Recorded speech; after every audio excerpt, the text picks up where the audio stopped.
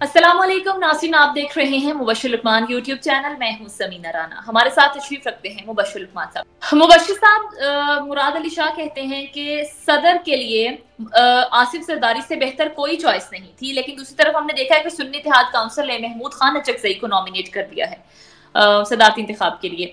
9 मार्च का ये इंतखाब। क्यों लगता है मुराद अली शाह को कि आसिफ जरदारी के अलावा कोई बेहतर चॉइस नहीं थी हमारे पास सदर के लिए? देखिए, मुराद अली शाह की तो पार्टी की मजबूरी है, जो भी उनकी पार्टी का होता और वो भी कुछ उसके के आसिफ अली जरदारी साहब हैं, तो उनको तो वही अच्छा लगता था। लेकिन जरदारी साहब को एक क्रेडिट जाता है कि जब वो सदर बने थे तो सबसे पहले उन्होंने जो सदर के पास वो ताकतें थीं जिससे असेंबली और जमहूरियत हमेशा खतरे में रहती थी, जिसमें आर्टिकल 58 2B वगैरह था, वो उन्होंने पार्लियामेंट को वापस कर दी थी। और उन्होंने हर एक के साथ जो है मिलजुल कर अपना गुजारा किया था। ये उनका क्रेडिट है। और आज जिस नहज पे पाकिस्तान है, पाकिस्तान को ऐसी सदर और वजीर आजम की जरूरत है कि जो मिलजुल कर गुजारा करें और सबको साथ लेकर चल सके। तो इसलिए मुराद अली शाह साहब ने जो बात कही है, मैं उससे उनसे एग्री करूंगा।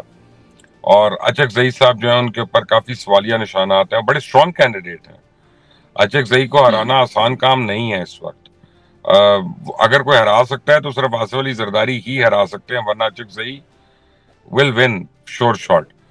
तो ये बड़ा ही एक इंटरेस्टिंग और टफली कंटेस्टेड कॉन्टेस्ट होगा। तो लेट्स सी पाकिस्तान के लिए जो बेहतर वाला वो करे। मुबश्शिर साहब, 10 नशिस्तें खाली हैं सेनेट की, जिन पर इंतखाब 14 मार्च को होना है। तो आप समझते हैं कि ये नशिस्तें भी कोई नुकसान पहुंचा सकती हैं सदारती उम्मीदवार को, खासतौर पर आसिफ जरदारी को, क्योंकि उन्हें MQM और JUI की सपोर्ट हासिल नहीं है। उनके लिए तो एक एक वोट कीमती है। बिल्कुल है। और अगर आप इस वक्त देखेंगी तो इस वक्त अचकज़ई साहब को काफी बर्तरी है उनके ऊपर। लेकिन मुझे लगता है कि जरदारी साहब जो है ना, बिल आखिर MQM से सपोर्ट लेने में कामयाब हो जाएंगे, क्योंकि जो डील जरदारी साहब कर सकते हैं वो कोई और कर नहीं सकता ना। उस तरह की डील आती है लोगों को करनी। तो यस, इन 10 सीटों का बहुत फर्क पड़ेगा आने वाले इलेक्शन में। राइट। मुबश्शिर साहब, कल एक और बड़ा अहम फैसला होने जा रहा है कि पाकिस्तान का अगला वजीर आजम कौन होगा। शहबाज शरीफ वर्सेस उमर अयूब हैं।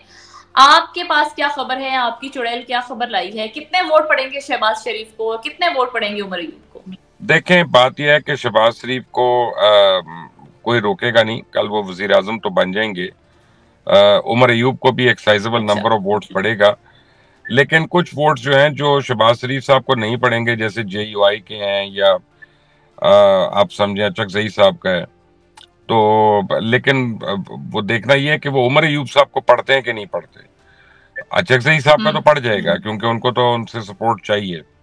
लेकिन मेरा ख्याल है कि JUI जो है ना वो कल एब्सटेन करेगी। इसी तरह शायद कुछ इंडिविजुअल एब्सटेन करें, लेकिन overall I personally feel Shehbaz Sharif will sail through. उनको कोई प्रॉब्लम नहीं होगी। तो मुबश्शिर साहब, उमर अयूब के अलावा PTI के पास कोई और स्ट्रॉन्ग कैंडिडेट था, कोई और नाम था जिसको वो नॉमिनेट कर सकते थे?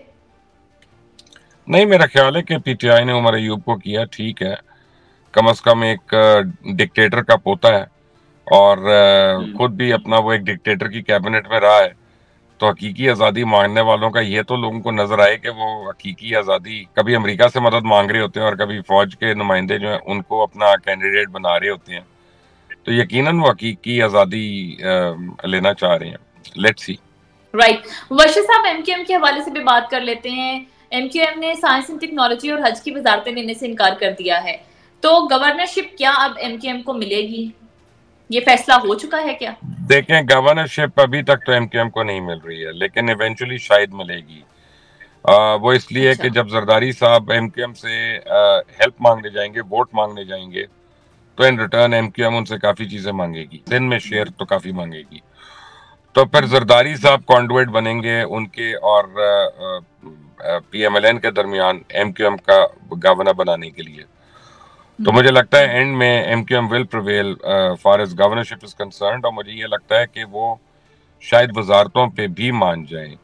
और लेकिन अभी इट इज टफ, क्योंकि PMLN ने उनको जरा कोल्ड शोल्डर दिया हुआ है और MQM वाले उनसे काफी नाराज हैं और काफी दिल बर्दाश्ता गए हैं वो लाहौर से, उनसे मीटिंग्स वगैरह करके। So it's everything is in a limbo right now. हर रोज जो है वो एक नई हमारे लिए रेवोल्यूशन होती है और हर रोज इस मुल्क की किस्मत का दोबारा से नए सिरे से फैसला हो रहा होता है। सही सही। मुबश्शिर साहब, खैबर पख्तूनख्वा असेंबली इजलास में तीसरे दिन भी वही बदतमीजी देखने में आई है जो पहले दिन शुरू हुई थी। पीएमएलएन की रुकने असेंबली पर चप्पल फेंका है, लोटा फेंका और दीगर अशिया फेंकी है, नारेबाजी की है, नाजेबा जुमले कसे हैं। इधर कौमी असेंबली का हाल भी कुछ मुख्तलिफ नहीं देखने में आया। दूसरे रोज भी पीएमएलएन और इसके अलावा सुन्नी इत्तेहाद काउंसिल के अरकान एक दूसरे के खिलाफ नारेबाजी करते रहे। मुबश्शिर साहब, हम ये क्या इमेज अपना दिखा रहे हैं लोगों को, दुनिया को खासतौर पर, कि अगर हमारा कहीं सियासी इख्तिलाफ हो तो हम औरत की जो एक तमीज है, जो हमारी अखलाकियात का हिस्सा है, हम नहीं रखते लिहाज, हम चप्पल फेंक देते हैं। क्या मैसेज दे रहे हैं हम दुनिया को कि हमारे मुल्क में किस तरह के लोग हमारे पार्लियामेंट में, हमारी असेंबलीज में बैठे हुए? बेसिकली आज कायदे आजम अगर जिंदा होते या नहीं भी हैं तो उनकी रूह तड़प रही होगी, और अल्लामा इकबाल सोच रहे होंगे आज केपी के असेंबली का सेशन देख के कि काश जिस दिन मैंने पाकिस्तान का ख्वाब देखा था उस दिन मैं कोई फिल्म देख रहा होता, रात को मैं लेट सोता, ख्वाब ही ना देखता। और जो पाकिस्तान बनाने वाले लोग हैं उनको भी जब पता चले अगर, तो वो भी आई एम श्योर इस पे अफसरदा ही होंगे। हम दुनिया को ये बता रहे हैं कि हमें कोई हक हासिल नहीं है अपने फैसले करने का। हम बता रहे हैं कि हम जो है एक इनटॉलरेंट सोसाइटी हो चुकी हैं। हम नॉन गवर्नेबल एक सोसाइटी बन चुके हैं और हमें कोई बर्दाश्त नहीं है हमारे अंदर। और केपीके में तो चलें पूरे इलेक्शन जीती है सुन्नी इत्तेहाद या तहरीक इंसाफ, तो वहां पे उनका ऐसा रवैया होना, तो यही हम शुक्र कर सकते हैं कि शुक्र है कि वो मेजॉरिटी में कहीं और नहीं जीते, वरना पूरे मुल्क में इस वक्त जो है वो एक अनारकी की सिचुएशन होती। लेकिन ये सिचुएशन काफी अलार्मिंग है और मुझे ये 1971 बार बार याद करा रही है। I hope I am wrong, I hope के मेरे जो फियर्स हैं वो they are ill founded. Right Mubashir साहब, इस रवैये को क्या खत्म किया जा सकता है हमारे सियासतदानों के अंदर से? ये जो गैर अखलाकी रवैया अपना लिया है इन लोगों ने। समीना, इस पे कैसे खत्म होगा? बात यह है कि जिनकी सियासती अखलाकियात से मुबर्रा हो, जिन्होंने सियासती की हो गालम गलोच से। अब देखें, कल तक मौलाना फजल रहमान को कितने साल उन्होंने कितनी गालियां निकाली हैं, आज उनके पास बार बार उनके डेरे पे जा रही हैं। कल तक इन्होंने पीपल्स पार्टी के मतलब क्या कुछ नहीं कहा, अब पीपल्स पार्टी के साथ भी उनके अंडर हैंड बैक एंड पे मुज़ाकरात हो रहे हैं। जमात इस्लामी को क्या कुछ नहीं कहा, जमात इस्लामी की मिन्नत समाजत कर चुके कि हमसे अलायंस कर लो। उससे पहले एमक्यूएम के ऊपर ये करते थे, एमक्यूएम को अपना गवर्नमेंट का हिस्सा बना लिया। परवेज लाई को इमरान खान कहते थे ये सबसे बड़ा डाकू है, वही परवेज लाई पार्टी का सदर बन के बैठा हुआ है।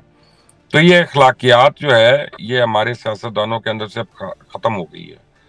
या तो हम सिस्टम बदलें अपना, या ये लोग बदलें, क्योंकि जो इस लेवल पे पहुंच गए हैं वो लोग खुद से तो ठीक होने से रहे, क्योंकि उनको लगता है उनकी पॉपुलैरिटी में इजाफा होता है जितनी वो बदतमीजी करते हैं, जितनी गैर अखलाकी तहजीबी करते हैं। सो लम्हा फिक्री है हमारे लिए as a nation. What else can one say? Right Mubashir sahab, IMF की जानिब से तजवीज दी गई है टैक्स शरह बढ़ाने की। तो आप समझते हैं कि इस वक्त बड़े सख्त हालात हैं पाकिस्तान की मईशत के लिए और खासतौर पर लोगों के लिए भी, आम आवाम के लिए भी। क्या पाकिस्तान की हुकूमत इस तजवीज पर अमल करेगी? क्योंकि अगर तजवीज पर अमल करते हैं तो फिर टैक्स और बढ़ जाएंगे लोगों पर। देखिए, पाकिस्तान की हुकूमत हर तजवीज से अमल करेगी, आईएमएफ की इस वक्त जो भी आएगी उस पर अमल करेगी। जहां तक टैक्स बढ़ने का ताल्लुक है तो उसकी एक वजह यह है कि हमारा टैक्स नेट नहीं बढ़ रहा। टैक्स का रेशो तो बढ़ रहा है, डायरेक्ट टैक्सेस और इनडायरेक्ट टैक्सेस का, लेकिन टैक्स नेट नहीं बढ़ रहा। हमारे वही चंद एक आटे में नमक के बराबर लोग जो है टैक्स देते हैं। सैलरीड लोग हैं उनकी जबरदस्ती टैक्स कट जाता है, या वेंडर्स हैं कि वो सेल्स टैक्स वगैरह दे रहे हैं। लेकिन अदर देन दैट इस मुल्क में टैक्स चोरी आम है। तो गवर्नमेंट को अब कोई ना कोई मैकेनिज्म लाना होगा कि जिससे वो टैक्स नेट को वाइडन करें, तो फिर ये सारों को रिलीफ मिलेगा। फिर आपको 3% बढ़ाने की जरूरत नहीं है। आप आईएमएफ को अगर शो कर देते हैं कि आपने टैक्स नेट बढ़ा लिया और लेट से 5% 10% लोग और टैक्स नेट में आ गए, तो फिर ये 3% बढ़ाने की जवाब जो है इसके ऊपर आप उनसे बहस कर सकते हैं और वो विड्रॉ कर सकते हैं। लेकिन पहले आप भी तो कुछ करें ना। यहाँ पे टैक्स चोरी करते रहे और कहें कि हमें इमदाद भी देते रहो, तो वो तो नहीं होगा। तो मुबश्शिर साहब, एफबीआर क्यों नाकाम है? देखें, ये टैक्स नेट बढ़ाने का मामला, इस पर बारहा बात होती है, बहुत सारे प्रोग्राम्स में बात की जाती है इस पर, लेकिन एफबीआर की जानिब से जो अहदाफ हैं जो होने चाहिए वो नहीं हासिल किए जा रहे। तो फिर एफबीआर पाकिस्तान के जितने करप्ट इदारे हैं या इनकॉम्पिटेंट इदारे हैं, मेरे ख्याल में सबसे ज्यादा करप्ट जो है वो एफबीआर का इदारा है। और अगर पाकिस्तान में जरूरत है प्राइवेटाइजेशन की तो एफबीआर को प्राइवेटाइज करना चाहिए। और अगर आज आप एफबीआर को बंद कर देती हैं और कोई आप उस पर खर्चा नहीं कर रही, तो तब भी आपके जितनी रिकवरी हो रही है ना, इतनी तो आपकी वैसे भी रिकवरी हो जाएगी। और अगर आप इसको प्राइवेटाइज कर देती हैं, प्राइवेट लोगों को अगर इसके कॉन्ट्रैक्ट दे देती हैं, तो आपकी टैक्स कलेक्शन बहुत बेहतर हो जाएगी। एफबीआर का जो डिपार्टमेंट है ये तो है ही करप्ट और इनएफिशिएंट, मुझे तो उसमें कोई शक नहीं है। राइट। मुबश्शिर साहब, एक रिपोर्ट आई है, द इकोनॉमिस्ट की रिपोर्ट है जिसका उन्वान है एज ऑफ कॉन्फ्लिक्ट। इसमें यह कहा गया है कि पाकिस्तान में जो तर्ज हुकूमत है वो जमहूरियत की बजाय आमराना है। तो क्या आप समझते हैं कि जमीनी हकायक जो हैं वो ऐसे ही हैं? इस रिपोर्ट में बहुत सारे ममालिक का कंपैरिजन किया गया है और पाकिस्तान का कंपैरिजन किया है, जिसमें ये लिखा गया है कि रिपोर्ट में कि आमराना हुकूमती निज़ाम ये शो करता है कि गैर शफाफ इंतखाबात होते हैं, शख्सी आज़ादियों पर पाबंदी लगाई जाती है पाकिस्तान में, और सरकारी या अशराफिया मीडिया को कंट्रोल करता है। आप इसका एनालिसिस कैसे करेंगे इस रिपोर्ट को? नहीं, किसी हद तक तो ये सही है, क्योंकि हमारे यहाँ जमहूरियत, पार्टीज के अंदर जमहूरियत नहीं है, जमहूरी जमातों के अंदर जमहूरियत नहीं है। तो आपकी जो बेसिक चीज, फंडामेंटल चीज होती है, वही अगर फ्लॉड है तो आगे मुल्क में जमहूरियत तो दूर की बात है। और असल जमहूरियत तो समीना वहां पे होती है जहाँ पे बल्दियाती निज़ाम होता है, जहाँ पे लोकल लेवल पे लोगों को हक होता है और उनकी ग्रिप होती है अपनी पॉलिटिक्स पे, लोकल पॉलिटिक्स पे, और वो उसके हिस्सेदार होते हैं। तो जब आप वो डिप्राइव करते रहेंगे और सिर्फ चंद 100 लोग जो है ऊपर बैठ के बंदर बांट करते रहेंगे फंड्स की और हर चीज की, तो उसमें आपकी जमहूरियत के ऊपर बहुत बड़े सवालिया निशानात उठेंगे। तो ये तो सही है। जहां तक स्टेट ओन कंट्रोल का मीडिया के ऊपर, वो भी किसी हद तक तो सही है, लेकिन मेरा ख्याल है कि शायद बिल्कुल ही मैं उसको सही नहीं मानूंगा, उसमें कई गुंजाइशें भी हैं। But on the whole yes, जमहूरियत कैसे होगी जब हमारी पार्टीज के अंदर जमहूरियत नहीं होगी? मौरूसियत तो हमारी पार्टीज के अंदर है। आपका एक आदमी कहता है जी पंजाब असेंबली तोड़ दो, केपीके असेंबली तोड़ दो, फेडरल गवर्नमेंट तोड़ दो और नेशनल असेंबली छोड़ दो, तो सारे निकल जाते हैं। तो लोगों ने, जिन्होंने वोट दिया होता है, उनके तो मैंडेट का कोई एहतराम ही नहीं हो रहा। और ये आदमी है जो खुद इलेक्टेड नहीं है उस वक्त, ये आदमी है जो खुद आप समझे किसी पार्लियामेंट का हिस्सा नहीं है, वही अहकामात दे रहा है और उसके अहकामात बजा लाए जा रहे हैं। तो फिर जमहूरी मैंडेट तो ना हुआ ही है। जब आप इस तरह की चीजें करेंगे तो इकोनॉमिस्ट जैसे जितने भी जरीदे हैं वो लिखने पे मजबूर हो जाएंगे जो उन्होंने लिखा। तो मुबश्शिर साहब, हमारे हुक्मरान तो कहते हैं पाकिस्तान में जमहूरियत का बोलबाला है, तो आप क्या समझते हैं, क्या तजवीज देना चाहते हैं? पाकिस्तान में जमहूरियत की बहाली के लिए क्या होना चाहिए, क्या इकदाम नागुज़ीर हैं? पाकिस्तान में जमहूरियत के अलावा मेरा ख्याल है करप्शन का बोलबाला है, लॉ एंड ऑर्डर का बोलबाला है, पाकिस्तान में 2 नंबरी का बोलबाला है, पाकिस्तान में लैक ऑफ मेरिट का बोलबाला है, पाकिस्तान में अकरा परवरी का बोलबाला है। नहीं बोलबाला तो जमहूरियत का नहीं है। जो आप अभी केपी के असेंबली का या नेशनल असेंबली की आप मुझे बातें बता रही हैं, ये क्या जमहूरियत का हुस्न है? क्या जमहूरियत का बोलबाला हो रहा है कि आप खवातीन को जूते मारें, आप लोगों को लोटा दिखाएं? और अभी तक इस पार्लियामेंट में इतने दिन में आम आवाम के लिए कोई बात नहीं हुई है। जो भी बात हुई है अपने अपने लीडर के लिए हो रही है। तो जमहूरियत कहाँ पे गई? फिर छोड़ें जमहूरियत की बातें करना। राइट।